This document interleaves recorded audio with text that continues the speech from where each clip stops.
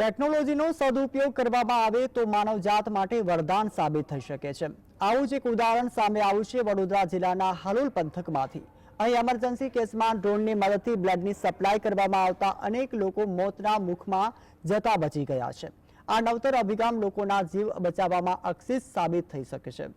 અકસ્માત કે પ્રસૂતિ સમયે જ્યારે લોહી વધુ વહી જાય છે ત્યારે લોહીની પુરવઠો મંગાવવા સમય ઓછો પડે તેવી સ્થિતિઓમાં ઉકેલે પણ હવે ડ્રોન ટેકનોલોજીની મદદથી લાવવું શરૂ કરી દેવાયું છે। મેડિકલ એમરજન્સીના સમયે અંતરિયાળી વિસ્તારોમાં દર્દી સુધી ડ્રોનની મદદથી લોહી પહોંચાડવાની શાનદાર પહેલ હાલોલ ખાતેથી કરવામાં આવી છે। આ રીતે 35 કિલોમીટર એટલે કે છેક હાલોલથી ધોધબા અને બારડોલી સુધીના લોહી પહોંચાડવાની સેવા દર્દીઓ માટે સાવ મફત હોવાથી સોનાના સુગંધ ભળી છે। છેલ્લા 3 મહિનામાં 2 ડ્રોનથી 8 કિસ્સામાં અંતરિયાળ વિસ્તારમાં લોહીની ડિલિવરી સફળતાપૂર્વક કરવામાં આવી છે।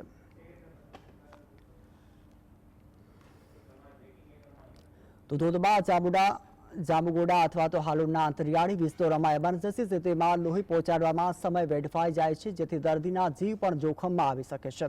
ત્યારે તાજેતરમાં જ આ હાલોલમાં ધોધબામાં એમરજન્સી સ્થિતિમાં લોહી પહોંચાડવાને એક પ્રસૂત જીવ બચાવી લેવામાં આવ્યો છે। ડ્રોનની લોહી પહોંચાડવાને આ પ્રયોગ દ્વારા તાજેતરમાં જ હાલોલના આસપાસના વિસ્તારોમાં સમયસર લોહી પહોંચાડીને અનેક દર્દીઓના જીવ બચાવી શકાયા છે।